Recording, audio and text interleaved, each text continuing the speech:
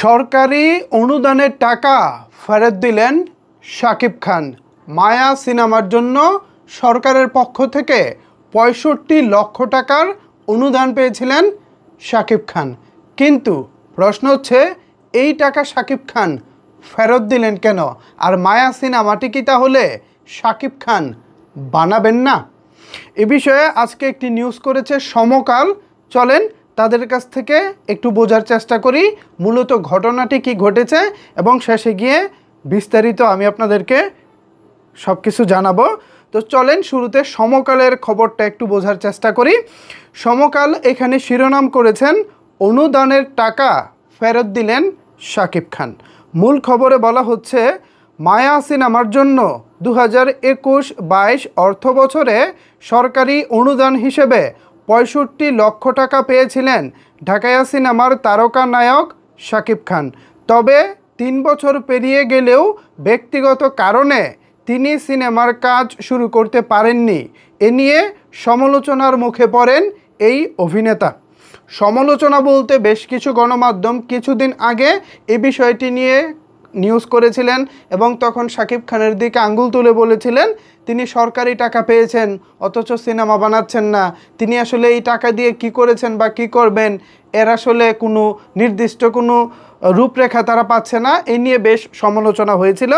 তো এখানে এটাকেই বলা হয়েছে যে এই নিয়ে সমালোচনার মুখে পড়েন এই অভিনেতা। অবশেষে তিনি পুরো টাকা সরকারকে ফেরত দিয়েছেন। বিষয়টি নিশ্চিত করেছেন তথ্য ও সম্প্রচার মন্ত্রণালয়ের সচিব মাহবুবা ফারজানা। তিনি বলেন, নায়ক শাকিব খান সিনেমা বানানোর জন্য তথ্য ও সম্প্রচার মন্ত্রণালয় থেকে অনুদান পেয়েছিলেন। নির্ধারিত সময়ের মধ্যে সিনেমার কাজ শুরু করতে পারেননি তিনি। গত 12ই মে তাকে একটি চিঠি পাঠানো হয়, যুক্তিসঙ্গত কারণ দেখিয়ে সময় বাড়ানো যায়। অনেক দিন ধরে সিনেমাটা শাকিব খান নির্মাণ করতেছিলেন না, কিন্তু তিনি তার কাছে ওই যে ৬৫ লক্ষ টাকা সেটা তার কাছেই ছিল। তো যেহেতু 3 বছর ধরে সিনেমাটা হচ্ছে না, ঠিক সেই কারণে তথ্য মন্ত্রণালয় থেকে শাকিব খানের কাছে চিঠি পাঠানো হয়েছিল। শাকিব খান যদি যুক্তিসঙ্গত কারণ দেখাতে পারতেন, আমি এই কারণে সিনেমাটি এখনও বানাতে পারিনি, আমাকে কিছুদিন সময় দেওয়া হোক, যুক্তিসঙ্গত কারণ দেখাতে পারলে শাকিব খানকে তথ্য মন্ত্রণালয় সময়টা বাড়িয়ে দিতেন। এখানে এভাবেই বলা হচ্ছে, নির্ধারিত সময়ের মধ্যে সিনেমার শুরু করতে পারেননি তিনি। গত 12ই মে তাকে একটি চিঠি পাঠানো হয়, যুক্তিসঙ্গত কারণ দেখিয়ে সময় বাড়ানো যায়। এই হচ্ছে বাড়ানো যায় ব্যাপারটা। এরপর বলা হচ্ছে, শাকিব খান কোনো আবেদন করেননি, অর্থাৎ শাকিব খান সময় বাড়ানোর জন্য কোনো আবেদন করেননি, তিনি নিজ উদ্যোগেই টাকা ফেরত দিয়েছেন।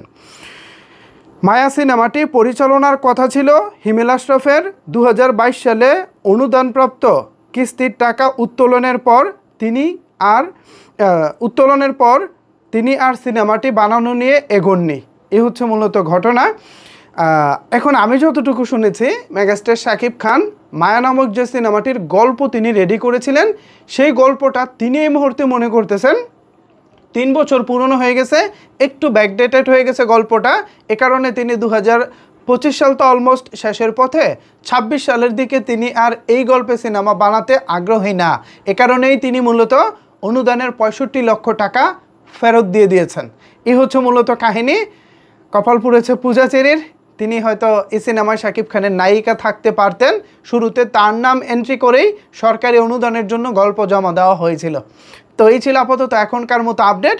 এ বিষয়ে যদি আপনাদের কোনো কিছু বলার থাকে তাহলে অবশ্যই সেটি নিচের কমেন্ট বক্সে জানাতে পারেন। ধন্যবাদ সবাইকে এতক্ষণ আমার সাথে থাকার জন্য।